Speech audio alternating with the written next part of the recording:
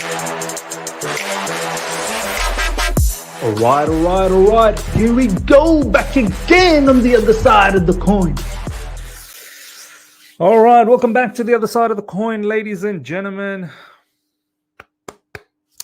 We're back again. We're back again with another live stream. We're back again with another truth bomb. I feel like you can't. There's no way you can get over the situation, but the only way to somewhat relieve the pain, to somewhat relieve the stress, is simply by talking. Get everything out of our system. No need to bottle things up. Get it out in the open. Mingle with the live chat, mingle with the community, because I'm pretty sure we're all feeling the same way. I'm pretty sure we're all feeling like we're in the mud. So we spent yesterday post-match talking about the owners being the biggest culprit here. And I think we hit a lot of hard truths. Today, I really want to talk about some of these players. We've spoken about the manager as well in quite detail. I think we can all agree the manager is somewhat incompetent.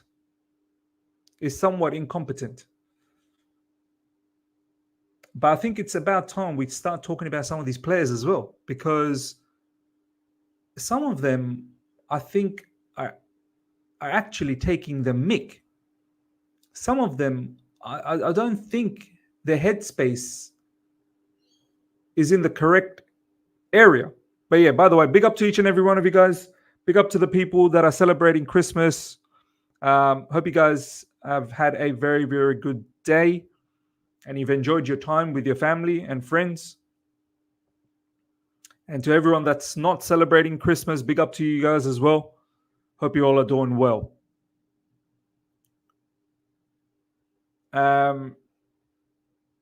But yeah, some of these players, we've gone through a player exodus last summer, and we've replaced them with a whole heap of players. And I guess we can sit here and say, yeah, patience, but there comes a point where when you're running 2 seasons in a row below 10th or just about 10th, you need to start making some prompt decisions. Some may say drastic decisions, but you need to. Or else if you allow this to continue, it will only take us to the bottom of the pit. We are already disintegrating. And it will only keep disintegrating even more. With the January window coming up, I'm not saying go out there and just buy another set of 11 players. No, but I think we need to start making some right decisions, some experienced players. I was watching All You Can Eat Chelsea just a moment ago, the Chelsea segment. And Toby made a really good comment. He was talking about the stats of minutes that our players have played at the highest level. Minutes that our players have played at the highest level meaning at the Premier League level.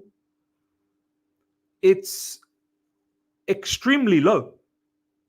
The entire squad and the minutes they've played at the highest level is extremely low. At this rate, people talk about be patient. At this rate, you're going to have to be patient for at least 4, 5, 6 seasons. No one has that much time. Chelsea Football Club should not be at a position where you wait 5, 6 seasons to finally start competing. It should not be. It's simple as that. With the January window coming up, we have to make some big decisions, some important decisions. and some very, very good transfers that are going to come in and get the ball rolling straight away. No more signings needed to come to the football club as a potential, as a talent. We've done that. We've done enough of that. To the point where some of this talent we're looking to get rid of. Do you know how mad that sounds? Bringing talent in to the point where you're over it. You want to sell them now. Because data told us that these players will bang. We need to watch football game, not just the data. Now, let's talk about some of these players. I wanted to wait till the end of December, and I think, look, we're close to end of December anyway. We've got a couple of more matches, and I said it from the start of this season that I want to wait till the end of December to really make some, precise assessment on some of the players that we have. We'll start from the top. Nicholas Jackson. I said Nicholas Jackson and Armando Broja. Nicholas Jackson and Armando Broja, I said, let's wait. Let's wait till the end of December and we'll make a decision if we need a striker or not. Categorically, undoubtedly, we need a new striker. Undoubtedly. I think it's very, very evident that both of these players are probably not good enough to lead the line for Chelsea Football Club. Definitely not in the immediate future. And down the track, it's not like they're showing immense ability in their skill set that something can be done. Nicholas Jackson, it's not even about what he does on field anymore. I'm more annoyed and upset about his shenanigans off field. This guy's mindset, he's picked up more yellow cards than goals. He keeps picking up yellow cards for dissent. You can have a mistake once. You can maybe make the same mistake twice. Okay, do you know what? You're young. I'll allow you to make the same mistake 3 times. To make the mistake 8 times over and over again, I don't know, not all of them is for dissent, but a large portion of the 8 yellow cards is for dissent. When's his brother going to learn? Where's your head? Where's your mindset?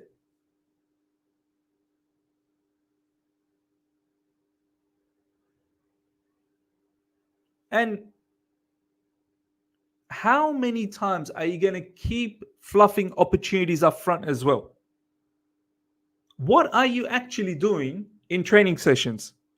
Are you actually trying to develop your shooting technique? Are you actually trying to develop your, ability to make better decisions? I mean, these players, when they train, Broja, Nicholas Jackson, Sterling, all the attackers, surely they put themselves into a situation where the training session is you've got to make the right decision. So let's say, I don't know, they create a scenario, it's a counter attack, 2 defenders or 3 defenders and 5 attackers. You've got to make the right decision to score a goal. Surely they train these sort of things, right? They train these sort of situations and scenarios and they repeat it 100 times, 200 times, 300 times, so that when the match comes, when the match situation comes, it's programmed. It just works, clockwork. Surely. And I'm not even talking about these players just coming in yesterday. These players have been in the football club for almost 6 months now, half the season. And it's not like we're asking for these players to all of a sudden become, Drogba or Thierry Henry. Do you know what I mean? Like, we're not asking them to become supreme players immediately. We're asking them to do the bare minimum. They are so ridiculously poor. They probably won't even make it to any championship teams, let alone Premier League teams.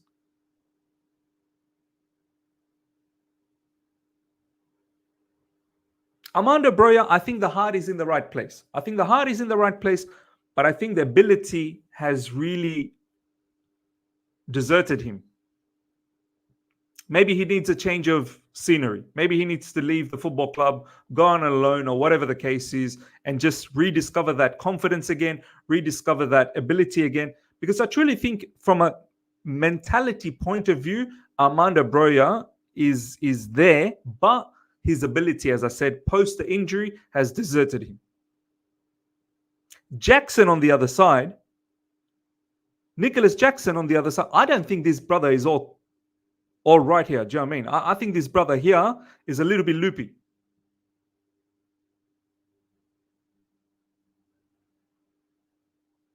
And these are the type of transfers, this Jackson level of transfers. We need to stay away from these type of transfers. We have to stay away from them. These are the lessons that our board needs to learn immediately. Not just by looking at the data, not just by looking at, oh, they banged for a short period of time. This is why I'm very, very conscious. I'm very, very cautious about Victor Gyökeres from Sporting Lisbon. I need players that have done it at the highest level for a consistent period of time with the right mentality. I need those type of players to come into Chelsea Football Club and hit the ground running.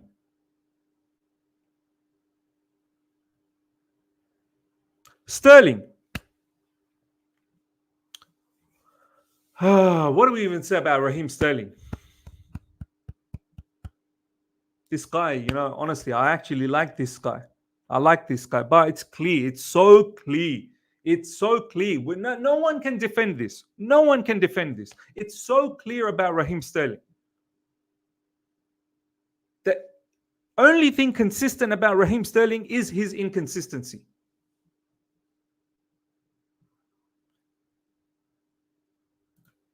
The ridiculous amount of poor final third decision making from Raheem Sterling. The amount of times, look, of course, we can sit here and say he's missed out on a lot of assists as well. No doubts. There's been a lot of times where Raheem Sterling has set up players and they've let him down. No doubts about that. But the amount of times this guy makes the wrong decisions as well is criminal from an experienced player.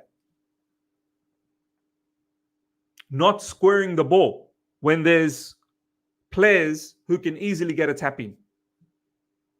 He's not done this, once. He's done it twice. He's done it many times. The latest one being the last game that we lost.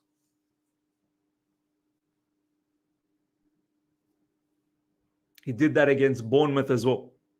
Obviously, we saw what he did against Wolves. But other matches as well, Raheem Sterling will be dribbling straight into a wall.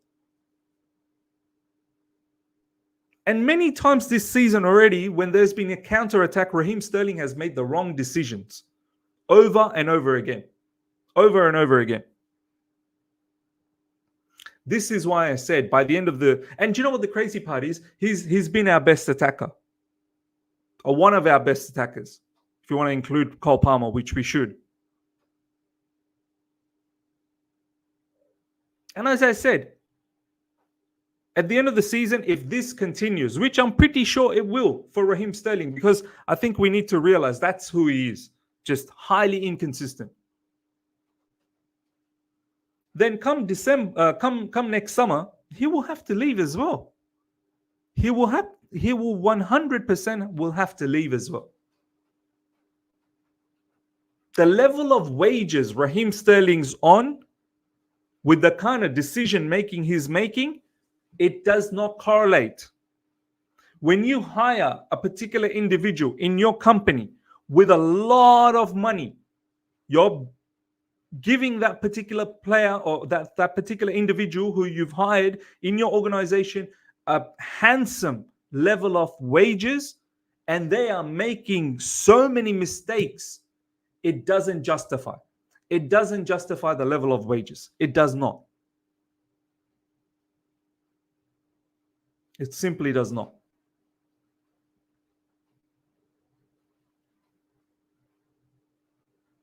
he has to be able to make better decisions at a mature age.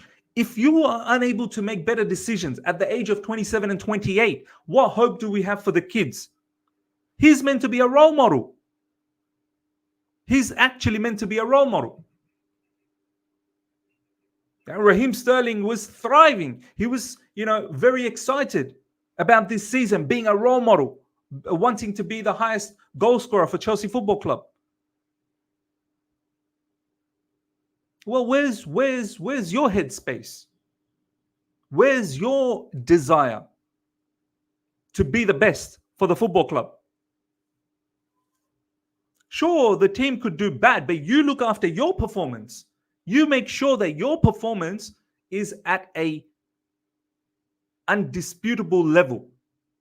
But you're not doing that either. You're not. The team's doing poorly, managers doing poorly, but you also are contributing heavily for those poor performances.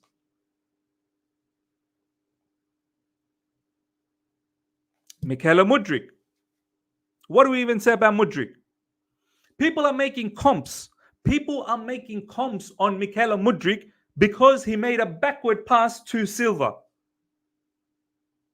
People are making comps of Mudryk because he's able to sideways pass to Gallagher.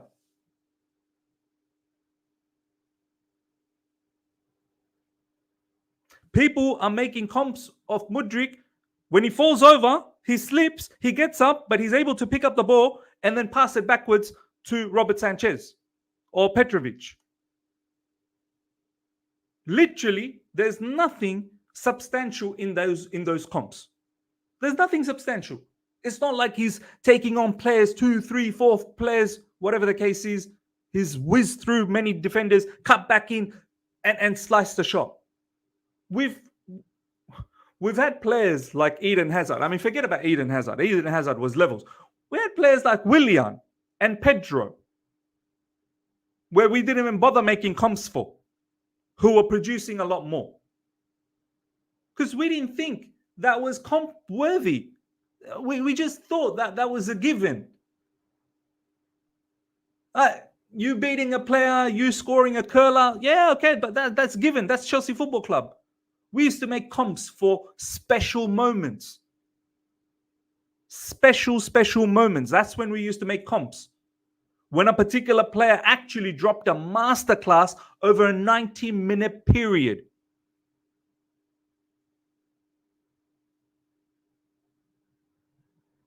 Now we make comps on sideways passes, backwards passes, falling over, getting up, making a dummy, doing a dummy, you're a comp. You do a dummy, you're in the comp. There's no goals. There's no goals in the comps. There's not even any assists in the comps.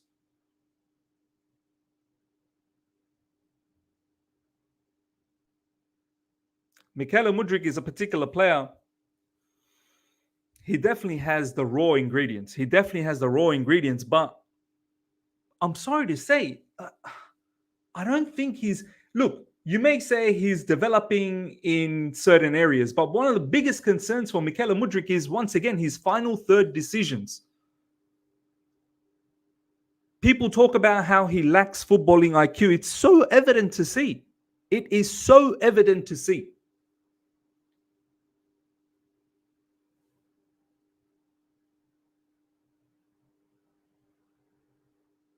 How do you improve footballing IQ? Is it something if you just have it or you don't? I don't know. Can you actually go out there in the training sessions and improve your IQ? Maybe you can. Maybe you can't. I don't know.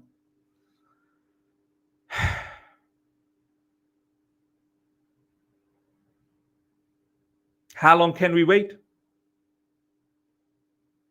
How long can we wait? Mudryk was bought earlier this year in January.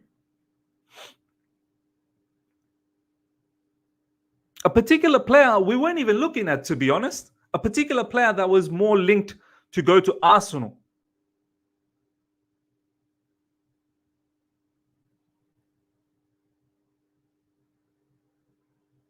Sterling, Jackson, Broya, Mudryk, Madueke. Madueke is another one. People cry about, oh, he doesn't get opportunity. Why doesn't he get opportunities? His brother Pochettino said it in the press conference. He's got to step up his level. When you can't break into the team with the level of performances we are seeing, that tells you where you are as well. If Madueke can't break into this team, all Madueke needs to do is work his backside off in the training ground, show a little bit more quality than his peers, and he's in the team. If you can't show that, and it's evident. Look at the way Madueke came into the field yesterday. The brother was jogging. On top of that, he's also another player that consistently gets injured.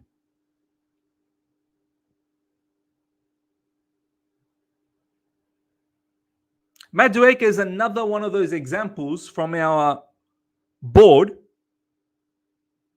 WTF? What the F are you thinking? How are you actually doing this transfer business? Not many people were shouting for Noni Madueke. Let's be honest. Another one of those potentials, another one of those, players that maybe can become something. Problem is, we bought so many maybes, we can't even give enough time to Noni Madueke. We bought so many maybes, so many potentials, we can't fit time for Noni Madueke.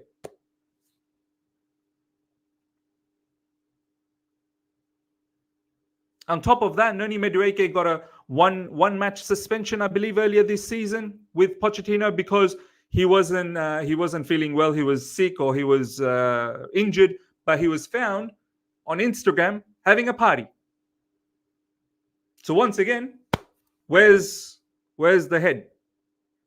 A lot of people will say, "Oh no, but these players are allowed to do whatever they want to do. They're allowed to do whatever they want to do after the match. In the field, give us the goals and the assists and the performances. Outside the field, do whatever you want." It doesn't work that way. It doesn't work that way. Both things go hand in hand. Both things go hand in hand. What you do off field, what you do in field, both things go hand in hand. You can't expect someone who doesn't have the correct mindset outside of football to then come into the match and then perform. It doesn't work that way.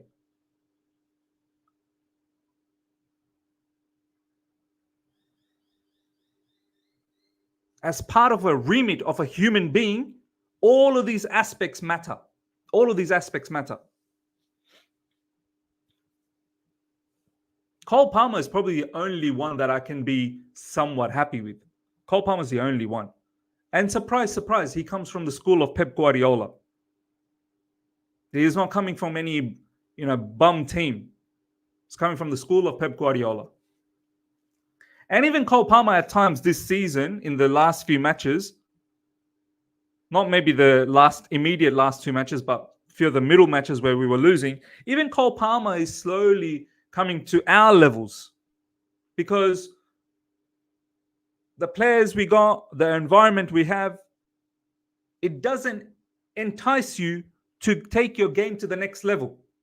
The environment that we have set up, the consistent level of L's that we pick up, the mediocrity that we have embraced so dearly, it does not entice, it does not motivate a player to actually do better at Chelsea Football Club. It actually motivates them to bring their level down to our level so they can fit in.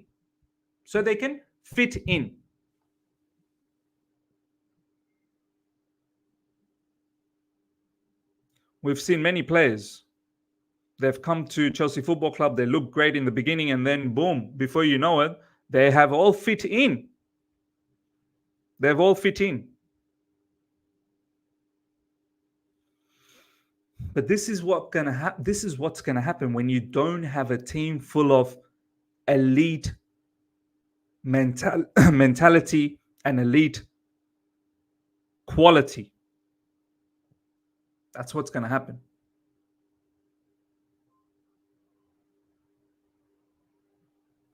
Kevin FM, thank you so much for the super chat. 8 to 9 year contracts equals zero incentive to perform. Yep, that's another thing. That's another thing.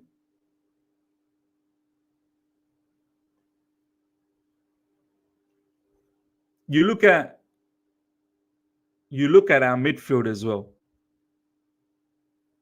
You look at our midfield.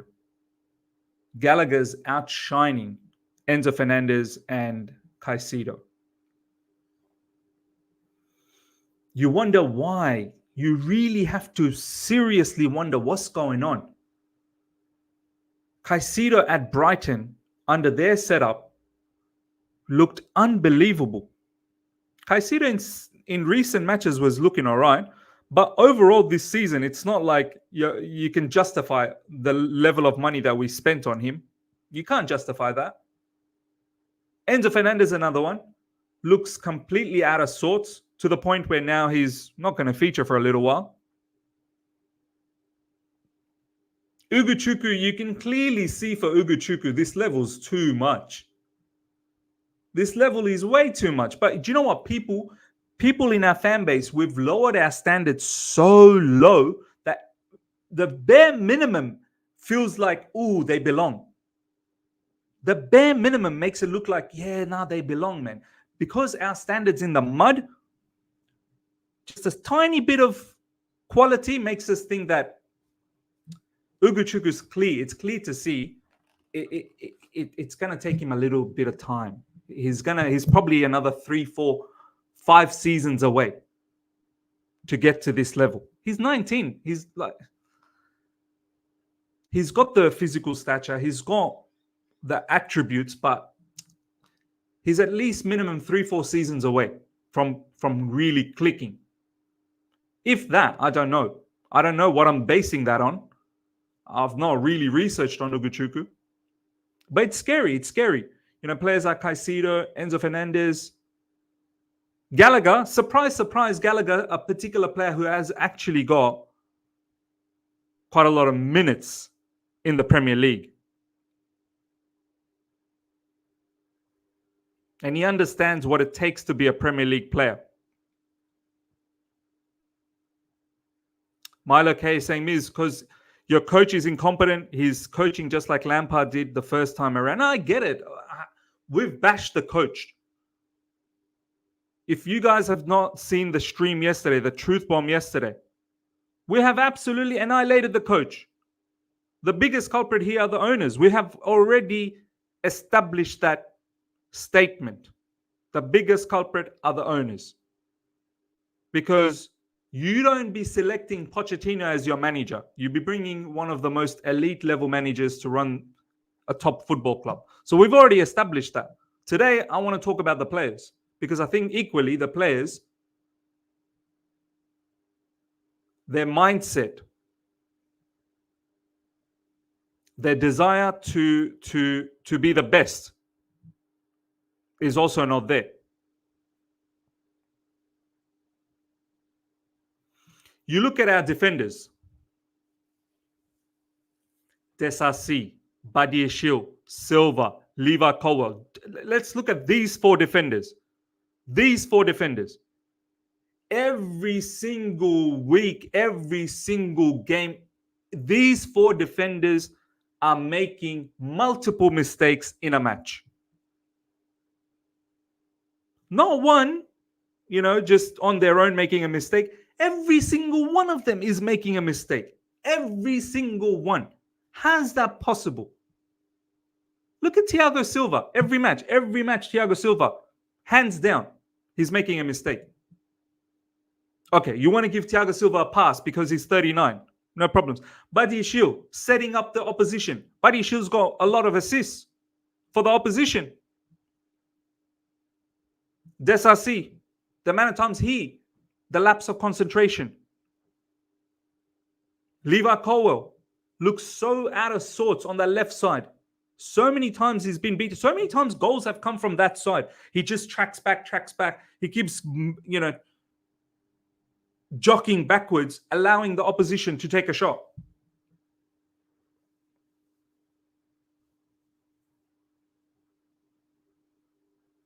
It's ridiculous, man.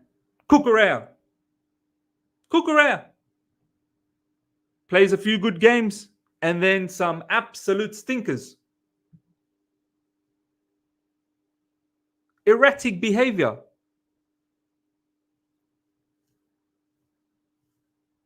Malo Gusto as well has shown signs of mistakes in his game.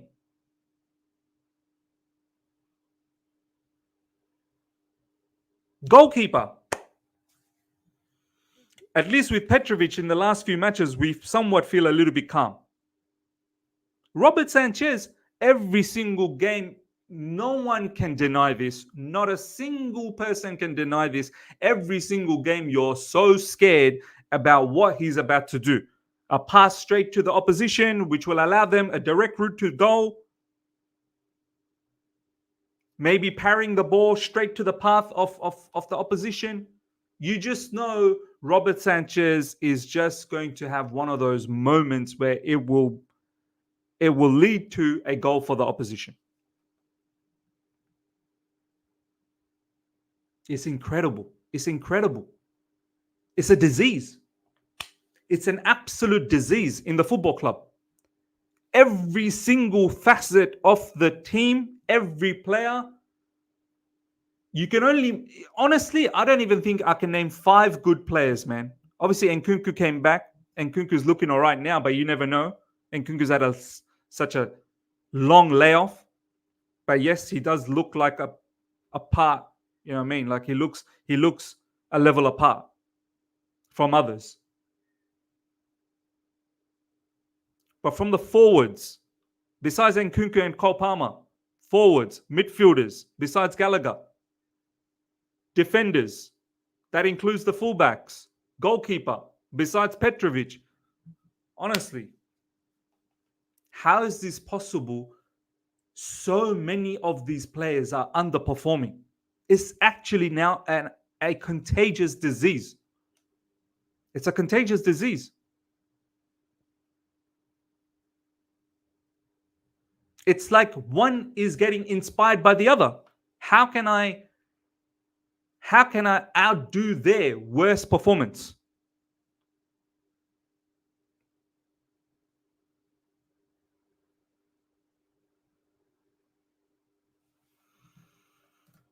Madueke is saying it's the latter is if the whole players aren't performing, it's on the manager. If the manager is poor, it's on the board for picking. If the board is incompetent, it's on the owners. So I know, look, we've established this. But what I'm trying to say is as well, there are certain decisions I can't completely point it on the player.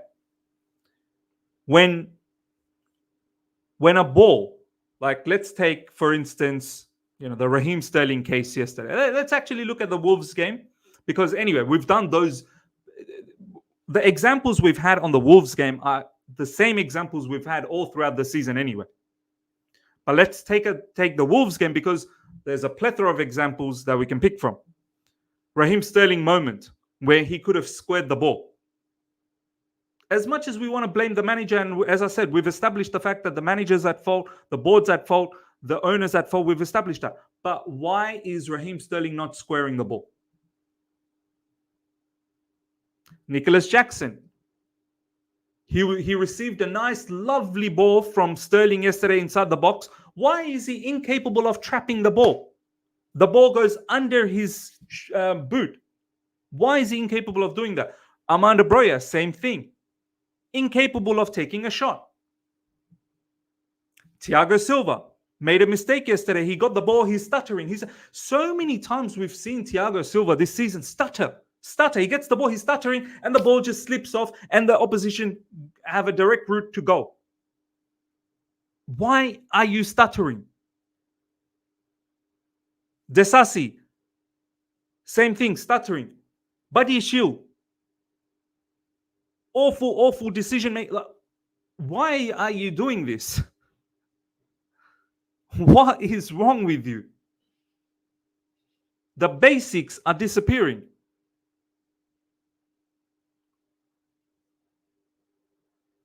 Simple track backing. Midfield, open. No one tracking back. Why?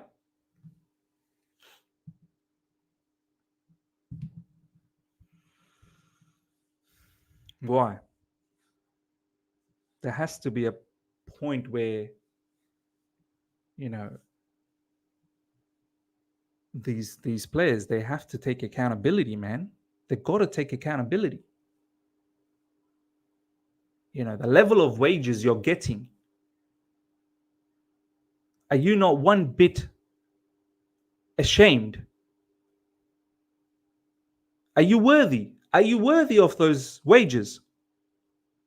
Are you worthy? Are you just happy to get that paycheck and it doesn't matter what level of performance you put out? There has to be some level of pride, right? There has to be some level of pride. This is why, when I see after a match when they lose, they're off to a nightclub, they're off to a fancy restaurant for bonding purpose. For bonding. What are all of these bonding sessions generating? After the Newcastle thrashing, some players go to Villarreal to celebrate with their ex-teammates. Some players, when they're injured, are going to a nightclub. After an emphatic, bombastic, fantastic, exquisite loss against Everton at their home ground, our club captain thinks it's wise to go for a bonding session to a nightclub. But no, these players are allowed to do whatever they want to do outside of field. That's not our business. That's not our business. The business is on the field.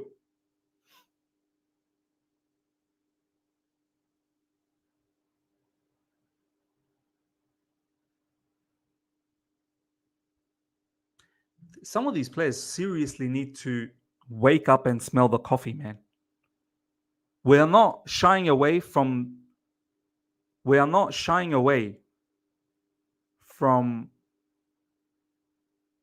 the blame that the manager and the owners rightfully are getting. We're not shying away from that. But these players, have a look at yourself in the mirror and tell me you're proud at what you're seeing. Have a look at yourself in the mirror and tell me you're proud at the image that you're seeing. You cannot be proud. You cannot be proud. And if you're not proud, you should have the capacity, the desire, that drive, that hunger to go out there and perform like an animal. It doesn't matter what your teammates are doing, at least you can have your head held high and say, I gave it everything. I gave it everything. And as I said, there's only a handful of players that can say that. And Kuku's only just come back, so I can't really judge him. Cole Palmer is probably the only one that can say that. And Gallagher at times. Gallagher, yeah. Cole Palmer and Gallagher. They can at least say there have been games where they can say, generally I've performed well. Other players, you should be ashamed. You should really be ashamed.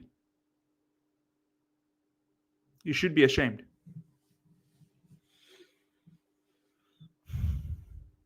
If you had some sort of pride, then you go out there and you perform your heart out. All these bonding sessions, I don't know if it's really doing anything.